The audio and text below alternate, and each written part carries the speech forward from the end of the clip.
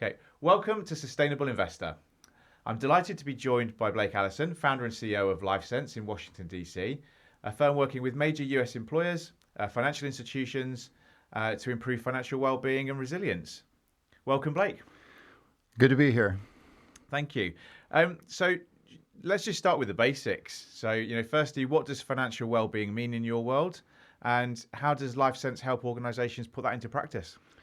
Yeah, so by way of background, just to give a perspective, I started the business 20 years ago, and I think that definition has evolved over time, where I think in what we would say is generation one of financial well-being, it was mostly just about providing people with information, content that was relevant to their personal finances. And I think where we are now, things have evolved from people getting businesses, doing things like providing nudges and apps and a whole ecosystem of resources. But ultimately, what we're all trying to do is we're trying to help people become resilient. We're trying to help people become in control of their finances, but also be very much aware of where they are now, where they're headed, and understand that ecosystem of resources that they're able to access to achieve their goals. So it's not just about information, it's not just about action, but it's actually combining those to help people actually take action and connect with resources, whether that's benefits that are available to them, product services, and then also, very often coaches, counselors, advisors, so the one-on-one help. So it's really kind of looking at this from a primary care physician perspective, or primary care physician for financial health. So I think I wanted to bring it right back down to the reality of money before we go further. One thing with institutional pension funds around the world is, we talk quite a lot about saving. We talk quite a lot about assets under management, the bigger figure. And I think sometimes we kind of forget about the individual that's a member. So you spent years looking at how people behave with money. What have you learned about saving, debt, and confidence? Yeah, so we are very much focused on the behaviors behind money. So it's not the what, it's the why.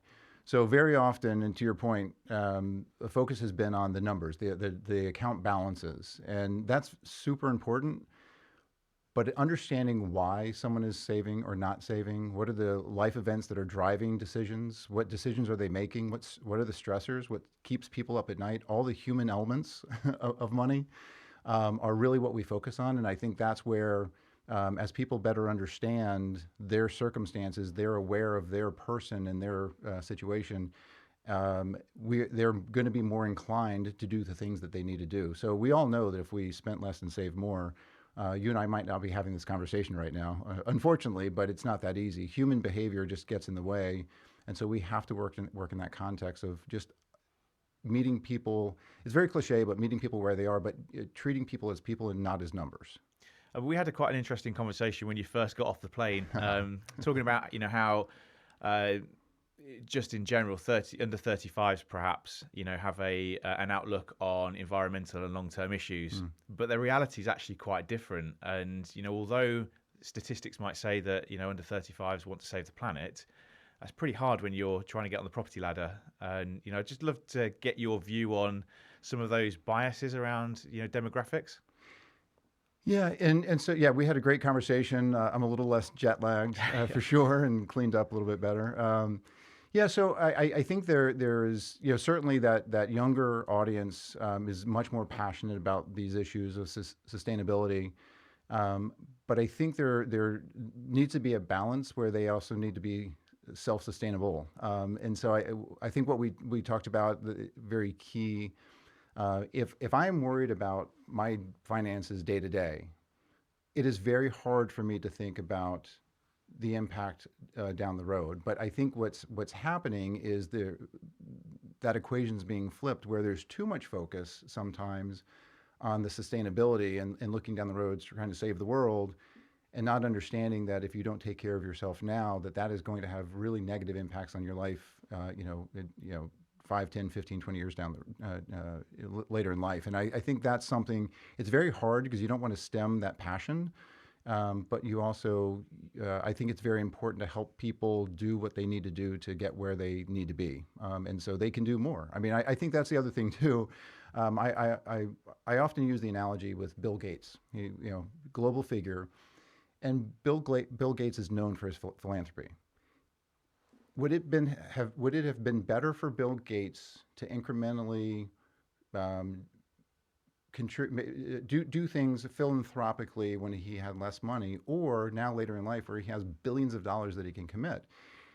Again, it's kind of an extreme example, but I do think it's helpful where it's like if we can take care of ourselves, we're going to be in a much better position to take care of others.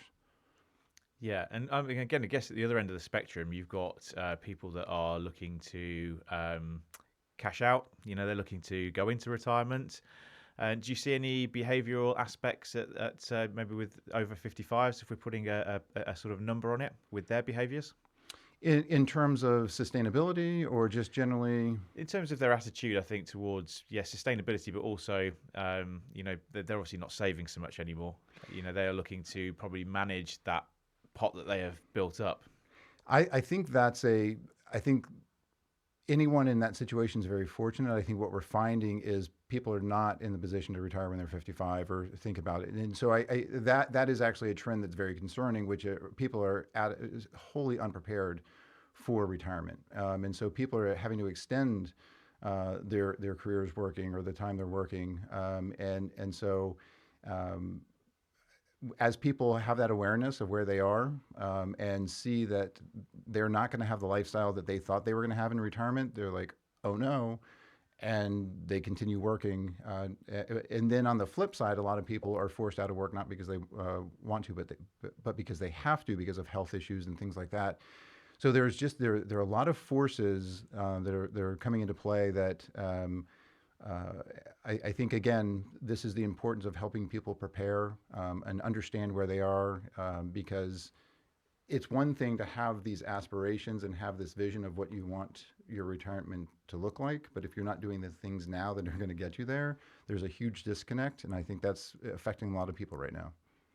And I mean, we touched briefly on the sustainability aspect. I mean, do you think that is a factor for people? Members of institutional pension funds. Do you think they really mind where their money's going, or are they looking at what the return is?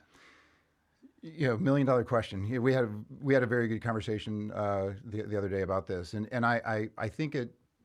Not to give a non-answer, but I think it depends. I mean, there's certainly that under 35 who is probably much more interested in where their money goes.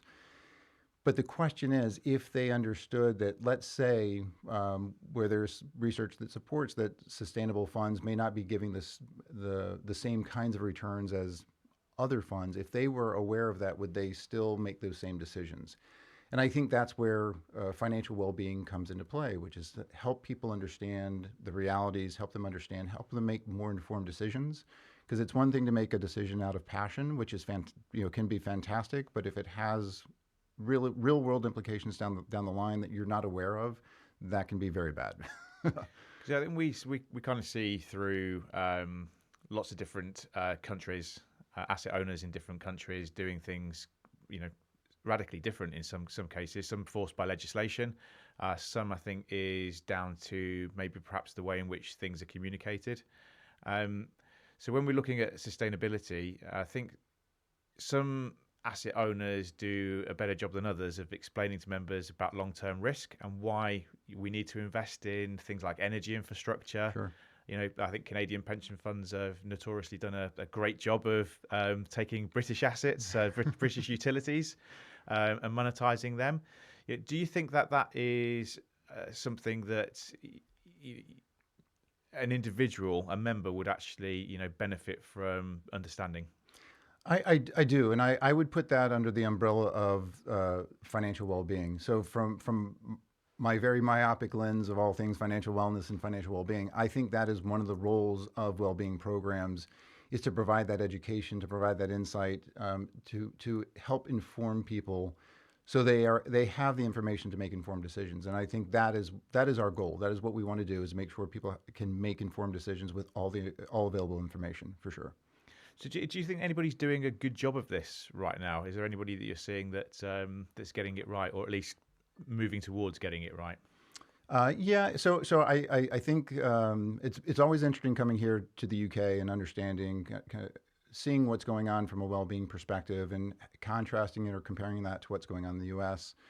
I do think that in the U.S. There is a greater emphasis at the employer level of providing financial wellness or well-being programs, and so it's much more corporate. From a corporate culture perspective, I think it's more prevalent in the U.S. And then there are individual companies. I mean, certainly, I think all of our clients are great examples. And then, we do work with Wells Fargo, especially on the foundation side. It's one of the largest retail banks in the U.S. And I think they're doing a lot of great things from the foundation perspective. They're doing a lot of community initiatives, reaching audiences that are typically underserved. But also, as much as I can disclose, but their vision for what they're doing for their employees and also their customers, I think is tremendous. And so I think they're a great example of wellness programs that are being implemented well, and a vision and a strategy on both sides, the foundation and on the corporate side, that are working very well. Well, I mean, one of the things that is pretty obvious to me is that certainly from my experience, my lived experience of pension funds trying to get me to save more. It's almost like I'm being beaten with a big stick. Right. Just save more, save more. Right. How do you think they can? How do you think all of the asset owners watching this now should be looking at their strategy over the next 5 years to change people like me and my mindset? Yeah. So. How long have we heard that message? We all need to save more. Don't take on debt, and it's the same rote message over and over. And I think that goes back to where I think right now we're in kind of Gen 3 of financial wellness and well-being. But whenever we talk about you need to save more, put more in your pension, it's like someone's pointing the finger at you, waving and say, you shame on you. You need to save more. We know this. Most people know this. I think where the fund managers, and I'm sure they know this, but we have to do something. We have to do something different. The definition of insanity is doing the same thing over and over and expecting different results. And we have been trying to tell people to save more for decades.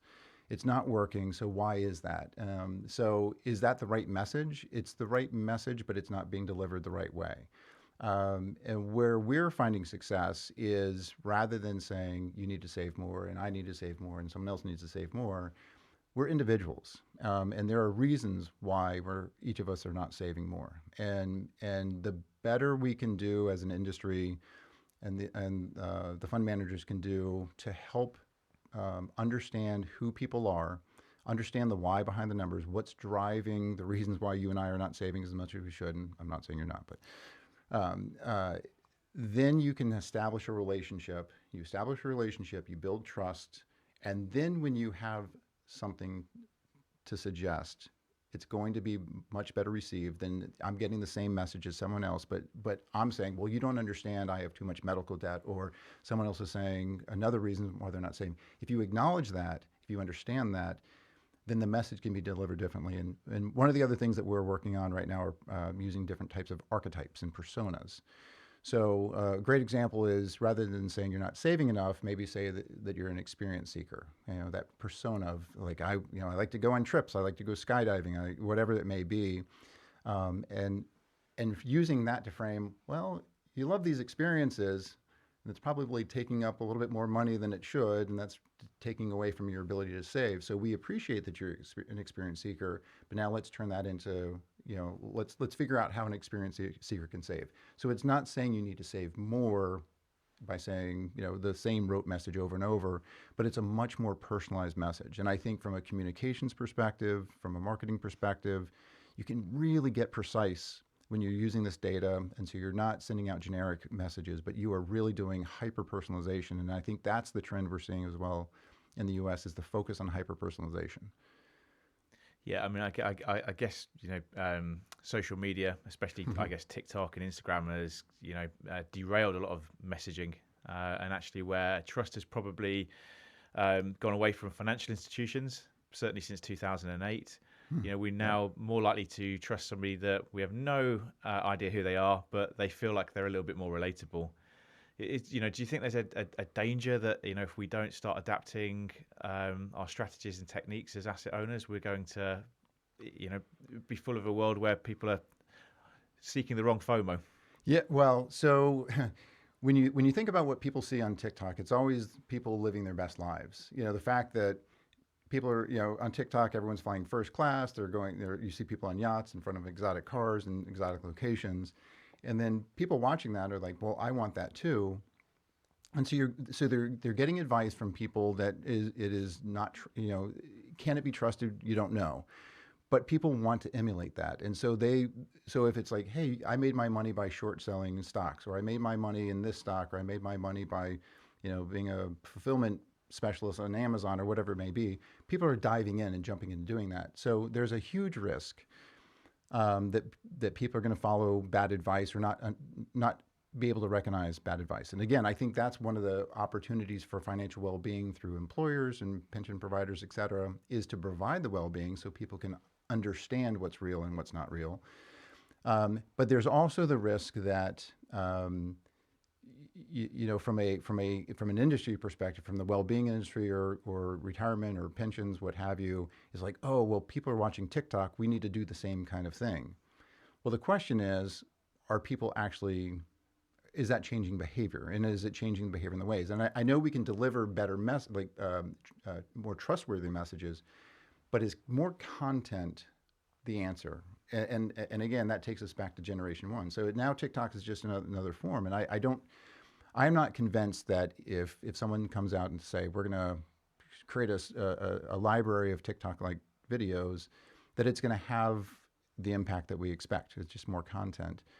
I do think, though, if I were a financial services company, I would want to take the lead and become the trusted source of information that people are turning to. And so maybe there is going to be some library of short form video. I think there's an opportunity for longer form video content of people telling stories, where viewers can see that people have been in a similar situation. So I have too much debt and I've watched this long form video, someone sharing their story of how they were able to get out of that situation. So if I were a financial services company, I would want to be the one that's producing that content, not relying on people going to TikTok, for sure. Do you think there's anybody, again, you know, that you can see that is starting to make waves with this? So it's harder to put the finger on who's doing that. I mean, we certainly are involved in a lot of conversations in providing some guidance on this for some companies. But as an industry, the wellness industry in the U.S., there's a national conference, a financial health conference in the U.S., and the main theme this past year was about, you know, letting people tell their stories. And so I think from an industry perspective, I mean, that is the focus, and I think the execution implementation is forthcoming. But I wouldn't put my finger on any one example quite yet. I mean, we couldn't have a US guest coming in without, you know, touching on geopolitical issues. How big an impact does, you know, politics play when it comes to, you know, trying to create a steady message for a population? So I think that's one, you know, strength of financial wellness and financial well-being. It tends to be a non-political issue. It's not something that either side of the aisle is ever going to say, this is a bad idea. I think where wellness programs need to stay relevant is there's certainly a lot of changing policies, and you know, we have the big beautiful bill that has changed a lot of things related to personal finance.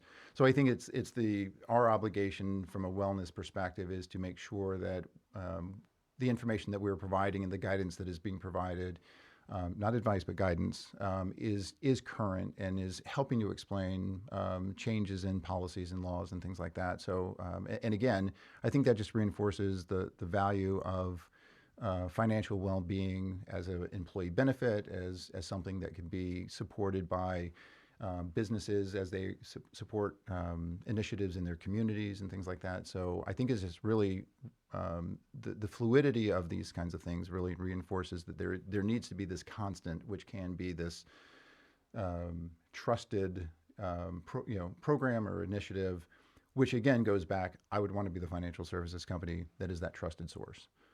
And I'm just coming back onto these shouldn't be politics shouldn't affect people wanting to save and having a better a retirement. But I think one of the things that we've seen, certainly from a sustainability lens, is there's been asset owners in the UK, also in the Nordics, that have removed asset managers because they haven't lived up to the promise. It hasn't fitted with the ethos of the fund. So we're talking quite a few £1 billion worth of assets under management have been removed.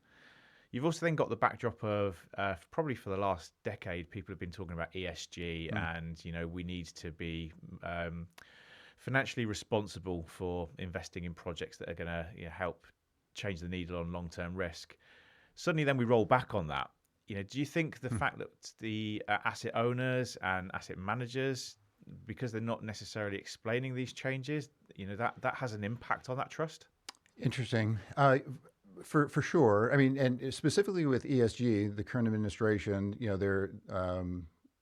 ESG is not emphasized as it has been in past years. So there is tremendous change. And so I do think that the asset owners and the managers have a responsibility to provide the insights and keep people current and help them understand implications.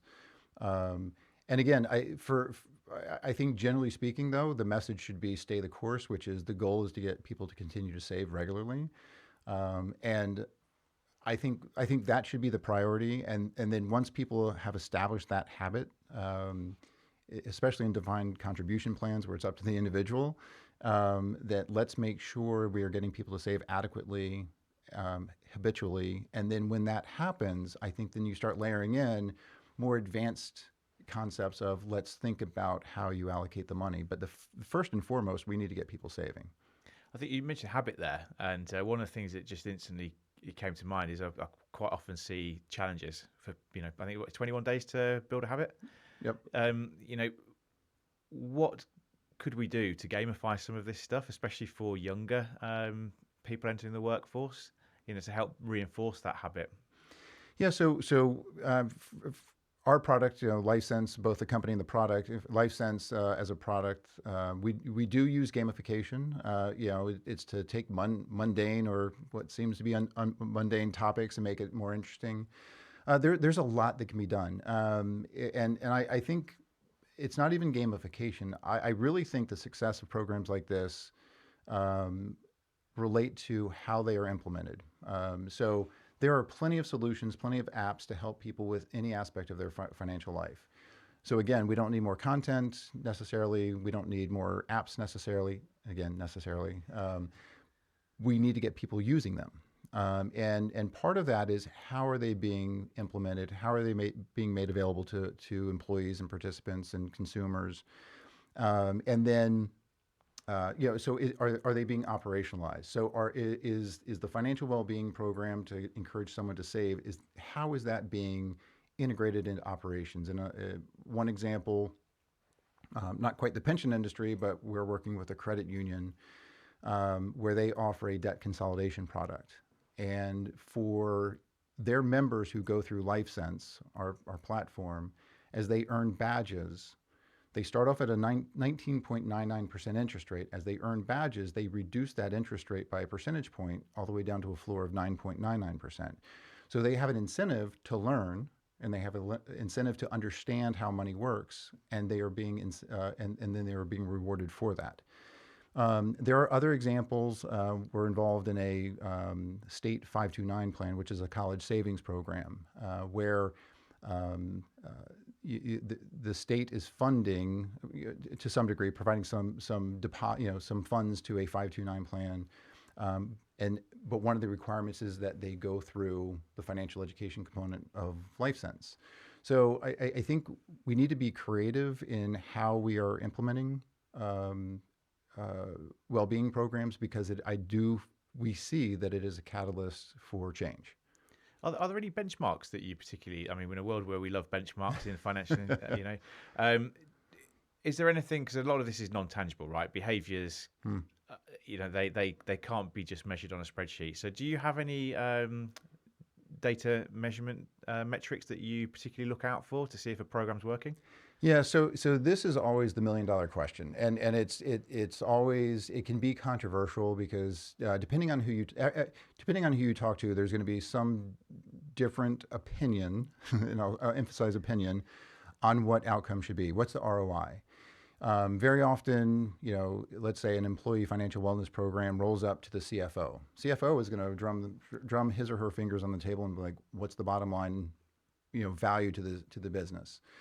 And I think that there are some what we call vanity metrics that are very hard to prove and demonstrate. Increases in productivity among employees, reductions in absenteeism and presenteeism, which all are fantastic outcomes, but they're very hard to measure. Most businesses are not set up to measure productivity of their employees, and even if they are, it's very hard to control for a single variable, like financial wellness or well-being being the instrument that has made that change. So stepping back and looking at individuals and where are you now, and where are you trying to go, and what are the hurdles that you're trying to overcome? We have endless data showing how people have improved knowledge, how they have taken steps to reach their goals, how they have reached their goals. But we also, one of the key metrics that we look at are conversion rates. So I think financial well-being is conceptual until people take action. And the action that we want people to take is typically connecting them to products or services or people, like an advisor or counselor or coach. So we look at those conversion rates of someone who goes through our program, and it's like, oh, you know what, you would benefit by connecting with your, increasing the contribution to your 401k, or signing up for this employee benefit, or you really should talk to a coach. And there are a number of programs that we have where there's the high tech, high touch model, which we see as to be the most impactful, where we use the technology at scale to get to know people at scale, to personalize things at scale, and then provide the off ramp to coaches and counselors and advisors, and then with that. The same information that we have and we use to personalize the experience within LifeCents is something with permission can be handed over to one of those advisors or coaches or counselors, and now they have a much better understanding of who you are before you even walk in the door, and that is the key. And so that becomes much more scalable than trying to do one-on-one for everybody. But now you're doing you have one advisor or coach who can serve a lot more people, because they're not spending the first 1, 2, or 3 sessions just trying to understand who you are. Yeah. Right. And I guess, the more engaged you are, you should be messaging these people in an entirely different way to somebody that is not engaged. Yeah, and that's where I think the type of data that's being used to message. So if we just look at historically demographic information and account balances, that's not really going to float anyone's boat. We've seen it for decades, as an industry. It's not moving the needle. So I think that's where looking at people as people, understanding who they are, building a relationship, building trust, and using that information in the messaging is where we see great success. So I'm sure we're talking to quite a few converts here that are already on this message, that are probably struggling to get the hierarchy of their pension fund or insurance company to actually look at some of this stuff. So where should you start? Where is the starting point for an asset owner to start taking financial well-being seriously? So very simply, a lot of times programs are implemented as a ready, fire, aim model, where like, okay, there's some urgency, we really should be doing this, or someone's asking for it, let's provide a financial well-being program and let's go, without any consideration to who they're trying to help. And so any given population of people, employees, consumers, customers, is going to be different. So where we always start is with a financial health assessment. And it's not a 10-question assessment. It's not 100 questions, but we're gamifying. We get very high throughput rates. But the idea is, let's first understand what the needs are. Let's understand what's going on. Then we can come back and make recommendations on what the program should be. what existing resources do you have as an organization, as a company, that can be brought into a program, but then put in front of people at the right time in the right way, versus just saying, look at all this great stuff we have for you. Now go figure it out. Most people don't understand. It's choice paralysis. That's where I think a lot of programs go wrong as well. Like, look, we have all this content, we have all these tools, we have these advisors, these people you can talk to, but from the individual perspective, we know, I mean, from a behavioral finance perspective, that you give people too many options, too many choices, and they choose nothing. And so they don't take action. So a lot of what I've been talking about since being here this week has been about our role now as an industry is to be the orchestrator, which is how do we create a single entry point and a user experience that ties all of these resources that are already available. We don't need to recreate the wheel. Let's make sure we're getting value out of what's already been created. Of course, make sure it's what people need. But then what's that thread we can pull that brings these things together? And finally, what gives you optimism about where this agenda is heading? So I think there has been a resurgence over the past couple of years. There's been a tremendous resurgence in the interest of financial wellness programs, even some of the elements that make up financial wellness, like financial education. Financial education is just it's like you need to learn about this topic. And that kind of, in what I would say Gen 2, where there are apps coming along that can kind of do things, help you manage your money better and everything like that. Education went to the wayside. I think that's coming back in vogue, if that's a thing in financial well-being. But I think there is such a broader understanding among organizations of all types that this is something that is strategic. It's not a nice to have, and there is genuine, earnest interest in making programs available. I think the opportunity or opportunity and challenge is making sure that what's being provided is something that's going to move the needle versus just here's another technology that's going to solve, presumably solve one dimension of your life. People are multidimensional. We need to figure out how to address each dimension of those needs. Well, Blake, thank you so much for coming in and talking to us. I've really enjoyed it, and I think our listeners will too. We're going to put some information in the show notes so people can reach out to you if they want to talk to you. But thank you for listening to Sustainable Investor Podcast. I've been Stuart Hall. See you next time.